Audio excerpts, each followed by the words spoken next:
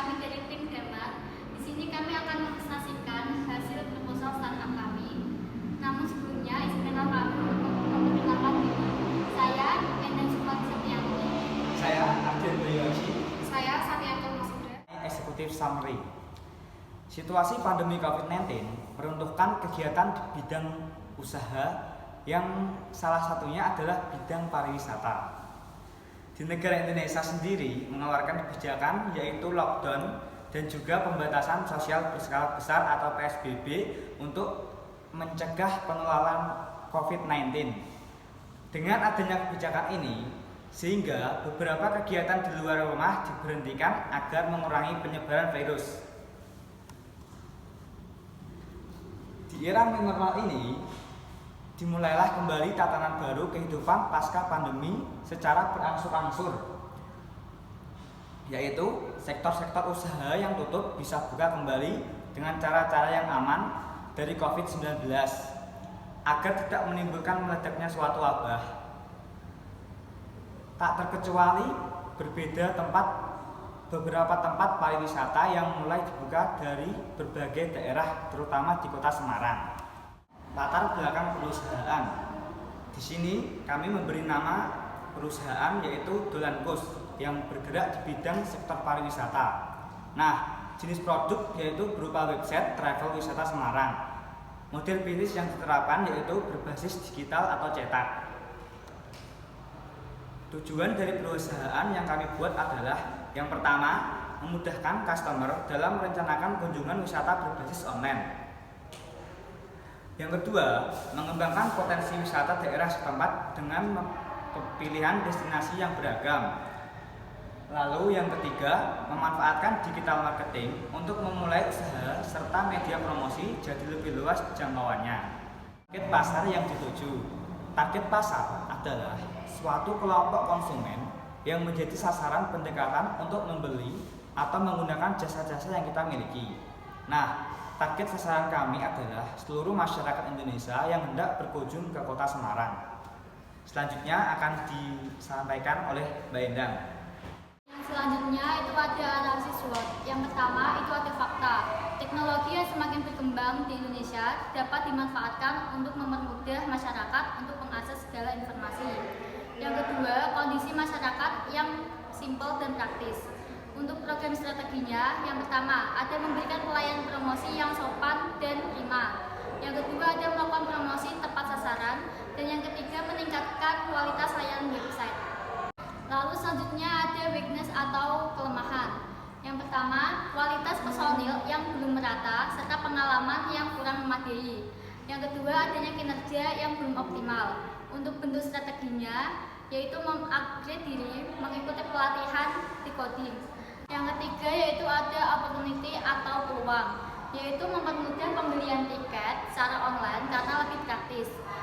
Selanjutnya ada promosi via digital maupun via media sosial dapat menghemat biaya promosi. Ada rencana operasi usaha. Yang pertama ada teknis pelaksanaan bisnis.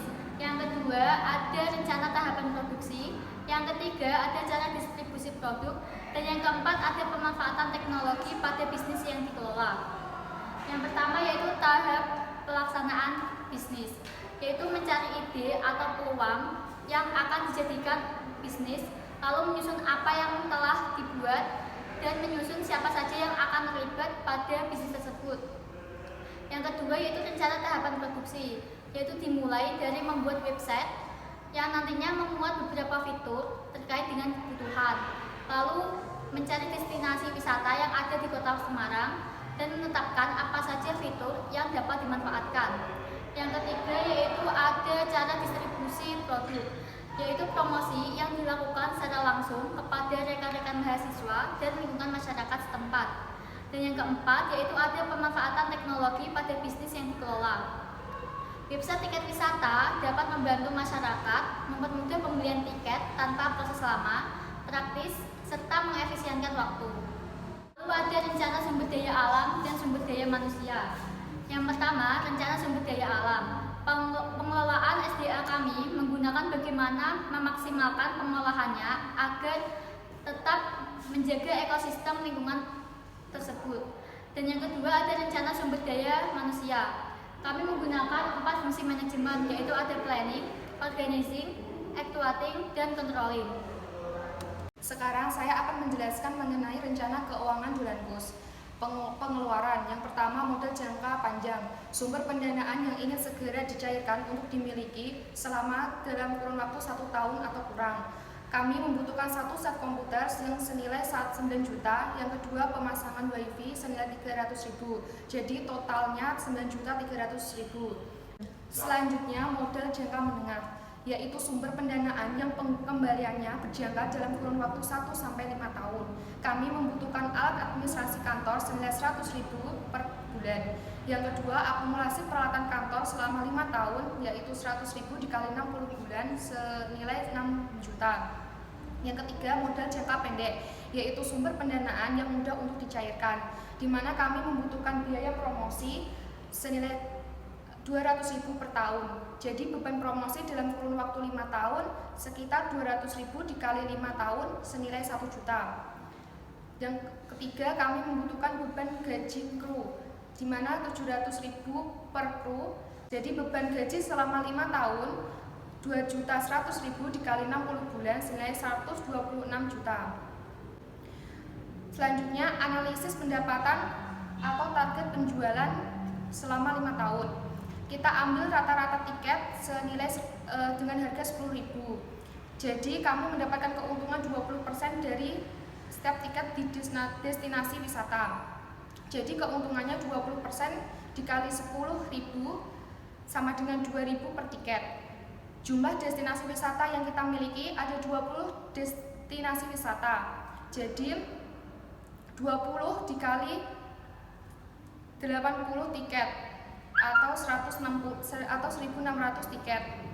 Kami mempunyai target dalam 1 tahun mampu menjualkan 80 tiket. Pendapatan 1 bulan 1.600 dikali 2.000 sama dengan 3.200.000. Sekarang saya akan menjelaskan mengenai analisis pendapatan target penjualan tiket selama 5 tahun. Kita ambil rata-rata harga tiket 10.000 dengan ketentuan kami akan mendapatkan keuntungan sebesar 20% dari harga tiket. Target penjualan tiket selama 1 bulan kita harus mencapai 80 tiket, di mana keuntungannya 20% dikali 10.000 sama dengan 2.000 per tiket. Jumlah destinasi wisata ada 20 destinasi wisata dikali 80 tiket sama dengan 1.600 tiket per bulan. Saya akan menjelaskan pendapatan 1 bulannya. Dari 1.600 tiket dikali 2.000 sama dengan 3.200. Pendapatan 1 tahun jadi 12 bulan dikali 3.200 sama dengan 38.400.000. Pendapatan dalam kurun waktu 5 tahun sama dengan 5 tahun dikali 38.400.000 sama dengan 192 juta. Jadi dapat kita ketahui bahwa laba bersih sama dengan pendapatan dikurangi pengeluaran. Jadi 192 juta dikurangi 142.300.000 sama dengan 49.700.000. Berdasarkan keuntungan tersebut dapat didapatkan bahwa jangka waktu 5 tahun dengan target usaha penjualan tiket yang tertera di atas telah melalui BEP atau titik impas. Dengan kata lain, usaha telah balik modal. Bahkan kami telah mendapatkan keuntungan sebesar 9.940.000 per tahun. Saya akan menjelaskan mengenai analisis dampak lingkungan. Yang pertama, dampak terhadap lingkungan.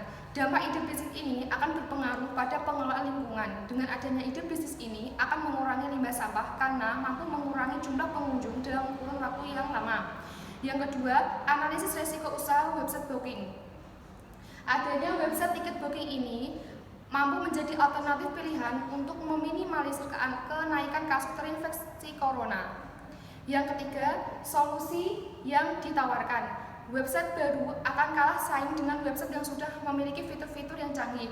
Dalam hal tersebut, tim kami akan memberikan inovasi serta membuat perubahan. Sekian presentasi dari kelompok suku Damar. Apabila ada kekurangan dan kelebihan, kami mohon maaf yang sebesar-besarnya.